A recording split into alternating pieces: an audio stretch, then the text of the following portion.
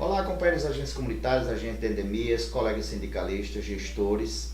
Na noite de ontem, 6 de junho, eu disponibilizei um vídeo fazendo um estudo e externando algumas opiniões a respeito do novo cofinanciamento do Ministério da Saúde e, ao final, apresentei uma proposta de minuta de projeto de lei para criar uma gratificação transitória com um dos componentes desse cofinanciamento federal. Bombardearam minhas redes sociais, mensagens de WhatsApp com muitos agradecimentos, muitos elogios e principalmente no e-mail as solicitações de acesso ao projeto de lei que eu tinha disponibilizado o link lá no YouTube. Quero pedir desculpa aqui a todos por não ter aberto este link, mas pelo fato de que eu iria falar especificamente do projeto nesse vídeo a seguir de forma separada e também iria fazer alguns acréscimos no projeto de lei. Então vamos à explanação com algumas questões específicas do projeto de lei, já respondendo aí centenas de mensagens com dúvidas, com questionamentos, inclusive de gestores. O porquê desse artigo, o porquê dessa redação, é justo, não é justo? Então, de forma resumida, eu vou apresentar o projeto e aí sim, no anexo desse vídeo, na descrição desse vídeo, vou estar disponibilizando o arquivo em PDF já para download automático. Eu só peço aos companheiros Brasil afora que, à medida que forem compartilhando, pelo menos divulguem o nosso vídeo, tanto o vídeo que é longo, mas é necessário, como este vídeo, mas também o anexo do projeto de lei. Afinal de contas, papel só não faz milagre. Se você não tiver o argumento correto em relação àquela redação, os gestores irão derrubar aquela proposta com bastante facilidade. Então, agradeço mais uma vez a todos por terem reconhecido esse importante trabalho que a gente faz quando tem tempo. Eu fiquei surpreso com a repercussão do vídeo, surpreso com a quantidade de mensagens que recebi, e isso tudo gratuitamente, porque muita gente faz aí cobrando para elaborar projeto para categoria, cobrando para elaborar projeto para sindicato, e eu faço de graça. E faço de graça por quê? Porque o maior pagamento eu já recebo antecipado, que é saber que você, lá na ponta, muitos que nem me conhecem, serão beneficiados com o nosso trabalho. Inscreva-se no canal, compartilhem, deixe seu like, estimule o nosso trabalho. Vamos ao projeto. Olá, companheiros, voltando aqui para a proposta de projeto de lei complementar, fiz uma mensagem sucinta como proposta de encaminhamento do Executivo ao Legislativo, vai estar disponível também, e a minuta do projeto de lei complementar. A ementa simples, dispõe da instituição no âmbito do município de gratificação transitória denominada incentivo por desempenho individual variável, IDIV. Por que variável? Porque depende de manutenção do recurso da União e também depende de avaliação. Por que variável? O nome pouco importa, tem estado botando aí incentivo de qualidade, gratificação A, gratificação B. Eu acho que esse nome está bastante apropriado pela situação do recurso. Com recurso advindo da portaria da AGM 3.493, que é a portaria do cofinanciamento federal atual, a ser pago aos profissionais que compõem as equipes de saúde da família, a equipe de atenção primária, a equipe de saúde bucal e a equipe de multiprofissionais EMUD, na forma que especifica e dá outras providências. O início do projeto, a cidade faz da forma que quer, que é apenas um modelo, mas o artigo 1º ele estabelece que fica criada no nome da Secretaria de Saúde da cidade tal, a gratificação transitória denominada incentivo por desempenho individual IDIV, variável IDIV, a ser paga mensalmente aos profissionais que compõem as equipes, aí denomina-se as equipes, responsáveis pelo cumprimento dos indicadores estabelecidos por ato normativo do Ministério da Saúde. Por que tem que constar isso? Porque o gestor não vai inventar moda para regulamentar um programa que é federal. Ele está criando uma gratificação. E os indicadores é o Ministério da Saúde que norteia, até porque quem vai avaliar quadrimestralmente após o período de transição é o Ministério da Saúde. Não disponibilizei o projeto, pretendia criar um artigo específico em relação aos agentes de endemias. Está aqui o parágrafo 1 do artigo 1º, estabelece que o IDIV só será pago aos agentes do combate às endemias se estes forem incluídos nas equipes de saúde da família SF ou equipe de atenção primária nos termos que dispõe a Política Nacional de Atenção Básica instituída por força da portaria 2436. Porque muita gente mandou mensagem dizendo: Cosmo, onde foi que você encontrou a legalidade de incluir os agentes de endemias, pelo amor de Deus, que o meu secretário aqui está dizendo que não pode, que isso e aquilo. Não inventei. Está lá na Política Nacional da Atenção Básica. Inclusive, na Política Nacional da Atenção Básica, estabelece o texto sobre a inclusão do agente de endemia nesses dois formatos de equipe. Por quê? Porque isso visa aproximar os demais serviços das arboviroses, de quem executa o trabalho em relação às arboviroses. Inclusive, esse modelo eu adotava em Natal, Rio Grande do Norte. Na equipe que eu fazia parte, eu fazia um ponto de apoio numa unidade de saúde e eu tinha essa interação com os agentes comunitários e com toda a equipe, e participava das reuniões, porque o nosso território a gente discutia os problemas. Isso no ano de 2022, a PENAB é recente. Então, o modelo dava certo e se for instituído isso em todos os municípios, também vai dar certo. Artigo 2º, o IDIV será pago com recurso do componente de qualidade para as equipes de atenção primária, equipe de saúde bucal, equipe multiprofissionais, que é parte integrante do cofinanciamento federal do piso da atenção primária instituído pela portaria 3.493. Por que esse componente? Porque este componente, ele vem de acordo com os esforços dos profissionais. Esse componente, ele, após o período de transição, poderá aumentar o valor, mas também poderá diminuir. Vai depender dos esforços de todos os membros da equipe, o que prova que ninguém é mais importante do que o outro, prova que nenhum profissional independente de categoria deve receber mais do que o outro, porque não se trata de um plano de cargo, onde eu pago um valor diferenciado na tabela remuneratória a quem é de nível superior, pago um valor intermediário a quem é nível médio e paga um valor menor a quem é categoria de nível elementar. Não é o caso. Por isso que tem que ser igualitário e o projeto também pensa nisso. Artigo 3º. Fazendo jus ao município ao recebimento do componente de qualidade SF, EAP, ESB e EMUD 100%. Essa é a proposta e defenda essa proposta.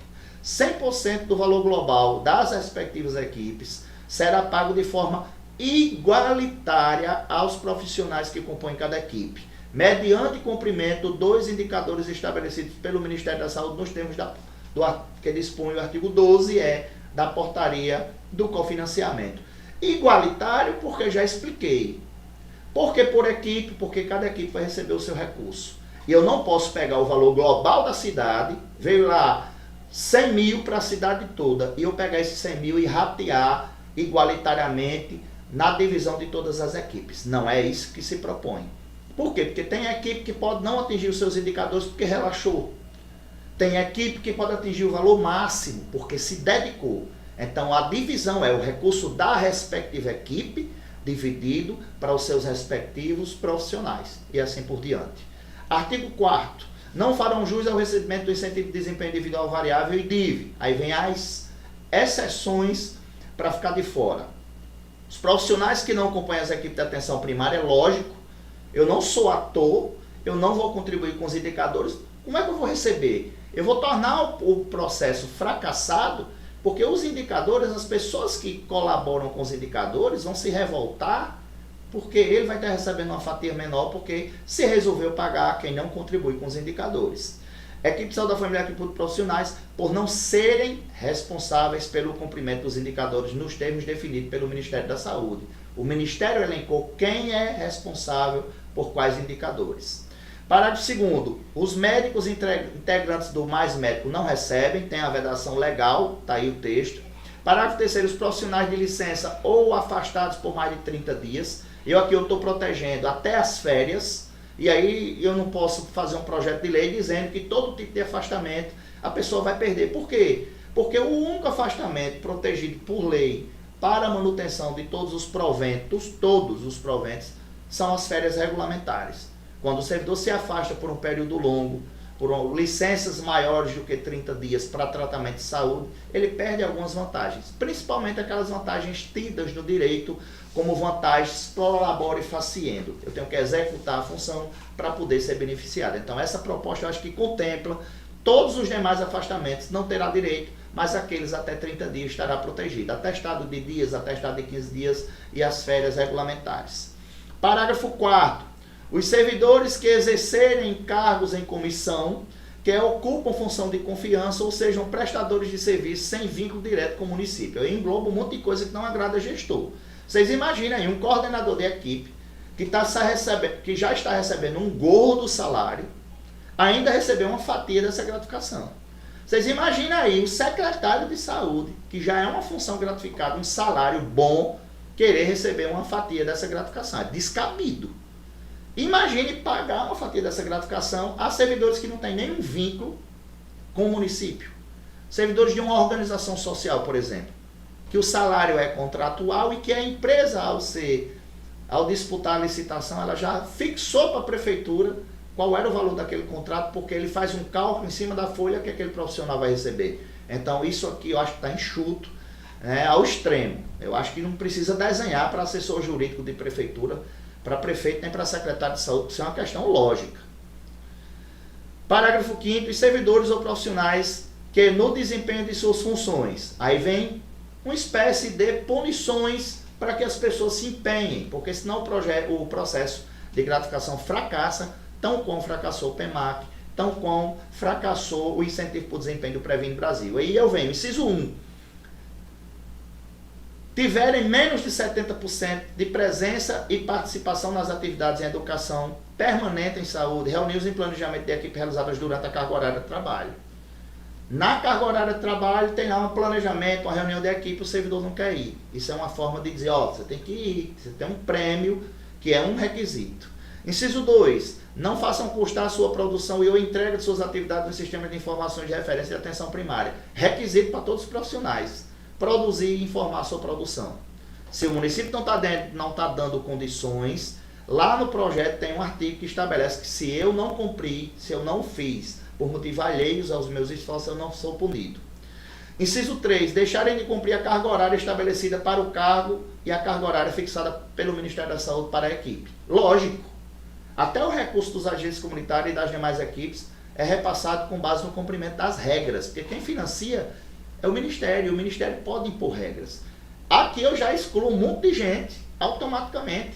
Qualquer profissional, por exemplo, médico, que não é do Mais Médico, pode receber essa gratificação? Não é justo, porque ele já recebe um bom salário, tem gratificações altas, muitas das vezes não cumpre nem sua carga horária, e se ele não cumpre a carga horária, ele já fica de fora automaticamente. Até porque vai ser uma ilegalidade o município pagar a quem está descumprindo uma carga horária. Imagine se o município tiver cometendo o crime de falsidade ideológica para informar uma carga horária que não é dada como dada. Então, tem que ter pé no chão quanto a essa questão da carga horária. Artigo 5º, o cumprimento dos indicadores das equipes será avaliado quadrimestralmente pelo Ministério da Saúde, podendo o município, após o período de transição, que é o 12 meses, eu acrescentei isso aqui, porque eu não tinha botado no projeto inicial, mas resolvi botar para não ter gestor querendo inventar moda de avaliar agora imediatamente. Então, coloquei isso por quê? Porque durante o período de transição, as equipes vão receber um incentivo de qualidade fixo. Só após o período de transição é que o Ministério vai avaliar. Então, não posso permitir que o gestor queira avaliar individualmente antes do período de transição acabar e incluir isso.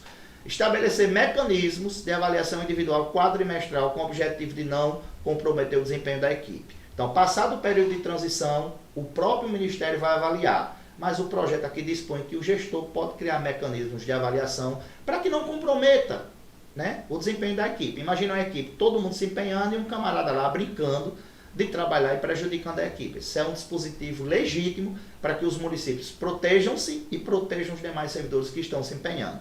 Parágrafo 1º. Os mecanismos de avaliação individual previstos no caput só poderão ser instituídos mediante a participação dos profissionais envolvidos, que vão receber o IDIV, Conselho de Saúde e os respectivos sindicatos dos profissionais. Proteção total. O gestor não vai criar mecanismo de avaliação absurdo.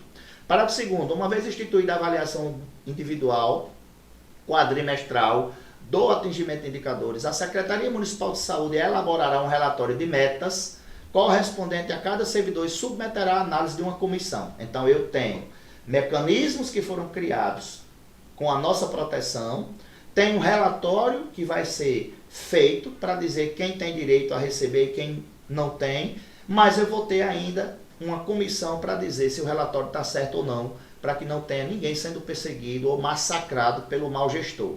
E aí vem quem compõe a comissão. Para avaliar o relatório de metas, será instituída uma comissão de avaliação de metas, CAM, a sigla, composta por cada categoria. Então, as categorias vão eleger os seus representantes, a qual será paritária, tem equilíbrio, 150% dos seus membros indicados pelo respectivo sindicato da categoria beneficiada e 50% indicados pelos gestores, secretários de saúde. Por que 50% pelos sindicatos? Porque tem muito servidor que é o maior bajulador da gestão. Imagine se a gestão puder, né, puder aí indicar aquele seu correligionário que é servidor. Então ele vai ter os 50% de decisão na comissão e ainda vai ter aquele servidor, né, que muitas das vezes é apadrinhado para fazer o que a gestão quer. Então também proteção total. E aí vem o inciso 1º. Para cada membro titular terá um suplente. Após a comissão de avaliação avaliar o relatório correspondente a cada servidor, o relatório será encaminhado para a secretaria competente a efetuar o pagamento em até 30 dias. Então, prazo limite de 30 dias para efetuar o pagamento. O pagamento do IDIV será autorizado e pago proporcionalmente ao resultado aferido na avaliação individual. E isso, lembrem-se, quando um dia for instituído. Isso só após o período de transição. Inciso 4º. Não sendo efetuado a aferição dos indicadores alcançados por cada servidor, o IDIV será pago considerando o resultado potencial de 100%. Então, criou o mecanismo de avaliação. Não avaliou, eu não posso ser prejudicado. É muito parecido com a história do estágio probatório. 3 anos. Eu fiz o concurso, não fui avaliado antes do término do estágio probatório. O gestor não pode querer dizer que não vai me efetivar porque não fez avaliação. Se não fez, eu tenho direito à efetivação. Se não foi avaliado, eu tenho o direito de receber minha gratificação, independentemente de eu ter atingido ou não, porque eu não fui avaliado e eu não posso ter prejuízo. Inciso 5º. O servidor que não atingir as metas individuais será notificado pela Secretaria de Saúde e terá um prazo improrrogável de 10 dias corridos para comprovar que o não atingimento das metas decorreu de motivos alheios aos seus esforços. Lógico, eu não vou receber, Cosmo não vai receber. Por que motivo? Está lá no relatório. 10 dias eu vou contestar. Está errado isso aqui porque não foi culpa minha. Foi por motivos alheios aos meus esforços. Mesmo assim, nos casos em que o servidor está lá no inciso 6º, nos casos que o servidor comprovar que não atingiu a meta por motivos alheios aos seus esforços, o pagamento será mantido, salvo se for comprovado o quê? A má-fé ou inércia. Eu comparei, inclusive, no vídeo, ao dentista. Imagine um dentista, aí, com todo respeito aos dentistas, mas tem um dentista boicotando o trabalho e bota lá a cadeira em cima da mangueira e aí não vai ter água na mangueira para fazer procedimento. Não vai ter procedimento. Mas se for comprovada a má-fé, a cadeira não estava quebrada. Mas se for o inverso, se de fato a cadeira estiver quebrada, compete ao dentista consertar a cadeira? Claro que não. Então cabe ao gestor consertar a cadeira. Então seria um motivo alheio para não cobrar a meta do dentista. Imagina um agente comunitário que deixou de encaminhar pessoas para procedimento, né, de preventivo, porque ele sabe que não tem material na unidade. Vai ter 0 encaminhamento, né, dentre outras situações. Mas se ele não encaminhou e sabia que tem material, inércia. Então o projeto protege todo mundo. Artigo 6º, o saldo correspondente ao que o servidor deixar de receber por não atingir suas metas individuais e os decorrentes dos afastamentos será incorporado automaticamente ao valor global da sua equipe e pago aos demais membros que a compõem. Então está lá a equipe de estratégia de saúde da família com 12 membros. 2 membros perderam R$1.000. Esses R$1.000 vai ser dividido igualitariamente para os demais membros da sua equipe. Por quê? Porque a equipe suportou toda a carga de trabalho e merece ser premiada, e não a fatia aí para a gestão municipal, que muitas das vezes ninguém sabe nem em que é utilizado esse recurso, certo? Então, fiquem atentos a isso também. Artigo 7º, para o recebimento do IDIV serão levados em conta os profissionais inscritos do Cadastro Nacional do Estabelecimento de Saúde CNES, na unidade de saúde, as metas individuais, bem como a assiduidade e pontualidade. Nada demais, está lá na portaria de financiamento, um monte de exigências que está dentro dessa redação aqui. Artigo 8º, em caso de suspensão provisória, lógico que tem que suspender o recurso. Voltando o recurso, será pago automaticamente. Artigo 9º, por se tratar de vantagem transitória, lógico, é uma vantagem transitória, tem proteção, inclusive, do INSS para que não incida o INSS. Logicamente, essa vantagem não pode incidir INSS, não pode ser utilizada como referência para outras vantagens e também não pode ser incorporada, lógico, porque é uma vantagem transitória, eu não incorporo algo que eu não tenho o recurso mantido para sempre. Artigo 10, os atos necessários à implantação e ao controle do programa do IDIV poderão ser regulamentados por decreto do Executivo, cuja redação será definida em comum acordo com os membros da equipe. Por que desse decreto? Porque tem coisas que a gente pode não ter pensado aqui.